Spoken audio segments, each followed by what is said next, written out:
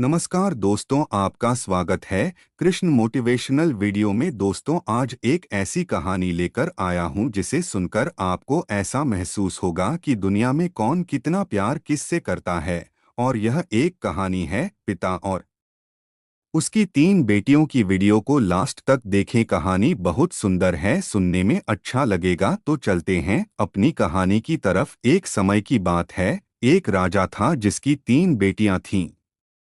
ये बेटियां अपनी सुंदरता और बुद्धिमत्ता के लिए प्रसिद्ध थीं।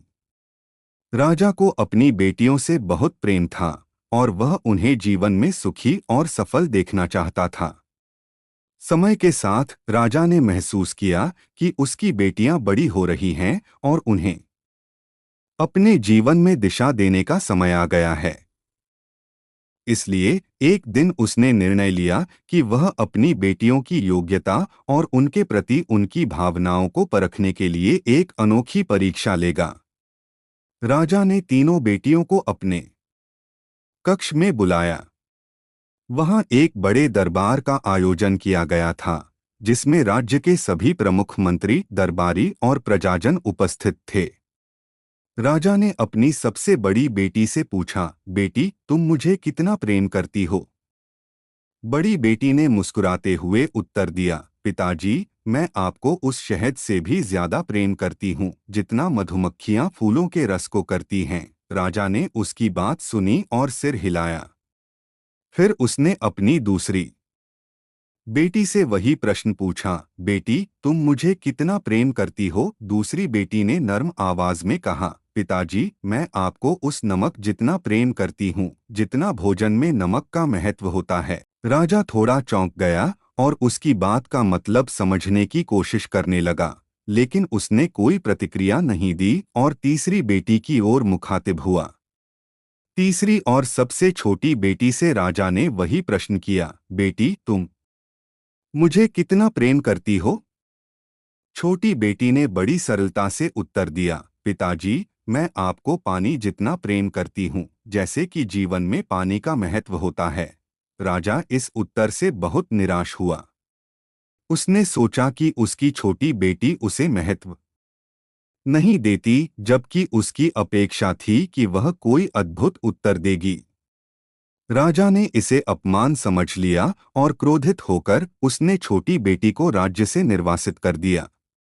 छोटी बेटी ने अपने पिता की आज्ञा का सम्मान किया और बिना कोई शिकायत किए राजमहल छोड़ दिया। छोटी बेटी ने यात्रा शुरू की और एक दूरदराज के राज्य में पहुंच गई। वहां एक राजकुमार के दरबार में काम करना शुरू किया। उसकी बुद्धिमानी और मेहनत के कारण जल्दी ही वह राजकुमार की प्रिय सेविका बन गई। समय के साथ राजकुमार को छोटी बेटी से प्रेम हो गया और दोनों ने विवाह करने का निश्चय किया। इस प्रकार वह राजकुमारी बन गई और उस राज्य में सुखपूर्वक रहने लगी। इधर राजा की 2 बड़ी बेटियां विवाह करके अपने अपने राज्यों में चली गईं। कुछ वर्षों बाद राजा बूढ़ा हो गया और उसे एहसास हुआ कि उसने छोटी बेटी के साथ गलत किया था। उसे उस बेटी की याद आने लगी जिसने उसे पानी जितना प्रेम कहा था। अब राजा का स्वास्थ्य भी बिगड़ने लगा और वह बहुत कमजोर हो गया था। एक दिन उसने अपनी छोटी बेटी को बुलाने के लिए संदेश भेजा। जब छोटी बेटी को पिता के स्वास्थ्य के बारे में पता चला, तो उसने तुरंत अपने पति राजकुमार के साथ अपने पिता के राज्य में लौटने का निश्चय किया। वह अपने पिता के पास गई और उनका हालचाल पूछा। राजा को अपनी बेटी को देखकर बहुत प्रसन्नता हुई और उसे अपनी गलती का एहसास हुआ। उसने अपनी बेटी से माफी मांगी और अपने पुराने निर्णय पर पछतावा जताया।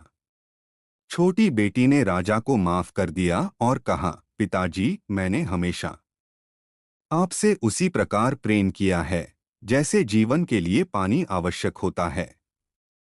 पानी साधारण दिखता है, लेकिन उसके बिना जीवन असंभव है। आपका प्रेम मेरे लिए उसी तरह मूल्यवान है जैसे पानी जीवन के लिए। राजा ने उसकी बात को समझा और उसे अपनी गलती का एहसास हुआ। उन्होंने अपनी बेटी को गले लगाया और उसके प्रेम और त्याग को समझा। इस प्रकार राजा को जीवन का एक नया दृष्टिकोण मिला और उसने यह सीखा कि प्रेम का मूल्य उसके दिखावे में नहीं बल्कि उसकी गहराई में होता है। यह कहानी हमें सिखाती है कि सच्चा प्रेम सरल होता है, लेकिन उसका महत्व अपार होता है।